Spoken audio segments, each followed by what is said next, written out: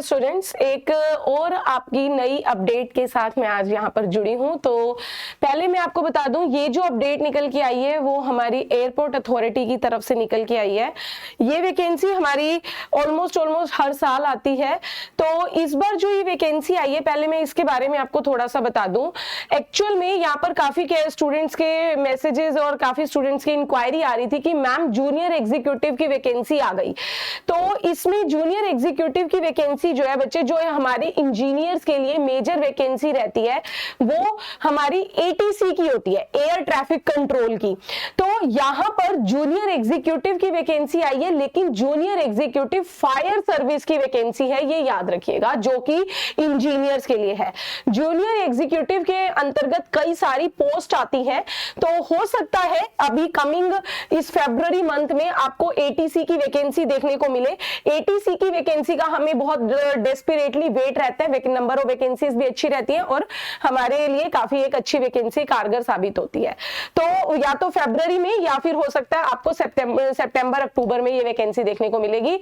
But जो इस बार junior executive के अंतर्गत आपकी वैकेंसी निकली है फायर सर्विसेज की, वो भी हमारे इंजीनियर्स के लिए ही है। तो देखते हैं आपकी क्या रिक्रूटमेंट डिटेल है। ये सबसे पहले आपको बता दूं, इसके जो मेन पॉइंट्स हैं, ये आपकी जूनियर एग्जीक्यूटिव 3 डिपार्टमेंट, मैंने बोला ना जूनियर एग्जीक्यूटिव के अंतर्गत 3 आपकी कई सारी पोस्ट आती है, जिसमें से अभी 3 के लिए निकली है। एक फायर सर्विस के लिए, दूसरा एचआर के लिए और तीसरा ऑफिशियल लैंग्वेज। जो हमारे इंजीनियर्स के लिए है वो है हमारी फायर सर्विसेज। टोटल 13 पोस्ट है, जनरल की 5 है और यहाँ पर ऐसे ही ईडब्ल्यूएस 1 और ओबीसी की 4 करके टोटल 13 पोस्ट है। ठीक है, इसके बाद जो है ऐसे ही एचआर की, ह्यूमन रिसोर्सेज की 66 टोटल है और ऑफिशियल लैंग्वेज की 4 है। आपके जो नॉन इंजीनियरिंग बैकग्राउंड के कैंडिडेट्स अगर आपके नॉन में हो तो उनको भी आप बता सकते हैं। एक अच्छी वैकेंसी अच्छे पैकेज के साथ है और गवर्नमेंट वैकेंसीज के अंतर्गत काउंट होती है। सबसे पहले फायर सर्विसेज वालों के लिए बता दूं, जो हमारे इंजीनियर्स के लिए है, तो इसमें आपकी बैचलर डिग्री यानी कि टेक्निकल डिग्री किसमें, या तो मैकेनिकल इंजीनियरिंग या ऑटोमोबाइल। जी हाँ, फायर इंजीनियरिंग, मैकेनिकल या फिर ऑटोमोबाइल वालों के लिए है 13 की 13 पोस्ट। और इसमें सबसे इंपॉर्टेंट बात कि कोई एक्सपीरियंस नहीं चाहिए, लेकिन यहाँ पर देखिए स्टार हैशटैग लगा हुआ है। तो इसमें ये इसलिए है कि अगर आपका यहाँ पर एक्सपीरियंस नहीं है, अच्छी बात है, कोई जरूरी भी नहीं है, लेकिन अगर आपके पास एक्सपीरियंस होगा तो आपको हो सकता है प्रायोरिटी दी जाए। और यहाँ पर बोल रहा है only post qualification experience will be considered, experience gained after acquiring the minimum educational qualification required for the post, कि हमें कोई यहाँ पर मैंडेटरी नहीं है, एक्सपीरियंस चाहिए। ठीक है, ओके फाइन। इसके बाद यहां पर जो आपकी एज की अगर मैं बात करूं, 27 साल मैक्सिमम एज मांगी गई है 18/3/2025 तक। ये जरूर ध्यान दीजिएगा कि मैक्सिमम एज कब तक, 18 मार्च 2025 तक की है। ठीक है, फिर एज रिलैक्सेशन है 5 साल का SC ST के लिए, 3 साल का OBC नॉन क्रीमी NCL वालों के लिए और 10 साल PWD वालों के लिए है भाई। ठीक है, ये याद रखिएगा। फिर इसके बाद फॉर्म भरे कब से जाने हैं, 17 फरवरी से। जी हाँ, 17 फरवरी से आपका 17/2 से फॉर्म भरे जाएंगे, 18/3 तक फॉर्म भरे जाने हैं। इसका जो CBT होगा उसकी डेट आपको अभी नहीं दी गई है, वो आपको बता दी जाएगी। ठीक है, ओके फाइन। फिर इसके बाद यहाँ पर कि मैम क्या पे स्केल रहने वाला है, पे स्केल आपका काफी अच्छा है, यहाँ पर आप देख सकते हो। ठीक है, इसके बाद लेकिन ये याद रखिएगा कि जब आपका पे स्केल है, पे स्केल इतना अच्छा देंगे तो ऑब्वियसली कुछ ना कुछ तो गड़बड़ करेंगे ना। तो यहाँ पर मैं आपको बता दूं, ये जो फॉर्म है, ये फॉर्म भी आपका 1000 रुपीज का है। जो सबसे इंपॉर्टेंट कि यहाँ पर जो आपका एप्लीकेशन फीस है वो भी कितनी, 1000 रुपीज का फॉर्म आपका ये रहेगा। और इसके बाद यहाँ पर जो आपको ध्यान रखना है कि जब आप फॉर्म भरेंगे तो आपके जो भी आप डॉक्यूमेंट्स यानी कि आप अपने फोटोग्राफ साइन अपलोड करें, ये जरूर ध्यान में रखिएगा कि वो विधि ना प्रिस्क्राइब्ड साइज होने चाहिए। उसमें अलग से फोटोग्राफ का आपको फोटोग्राफ और सिग्नेचर अपलोड करने के पैरामीटर्स दिए हैं कि दोनों JPG फाइल में होने चाहिए, साइन आपके ब्लैक पेन से होने चाहिए व्हाइट पेपर के ऊपर, और साइन जो है 20 KB से 80 KB के बीच में होने चाहिए और सेम ऐसे फोटोग्राफ 30 से 100 KB के बीच में। अच्छा, फिर इसके बाद सिलेक्शन प्रोसेस क्या है ये बता दूं, जो मोस्ट इंपॉर्टेंट है। सिलेक्शन प्रोसेस की जब बात आती है तो यहां पर आपका सबसे पहले आपने फॉर्म फिल कर दिया तो फॉर्म फिलिंग में आपकी स्क्रूटनिंग होगी।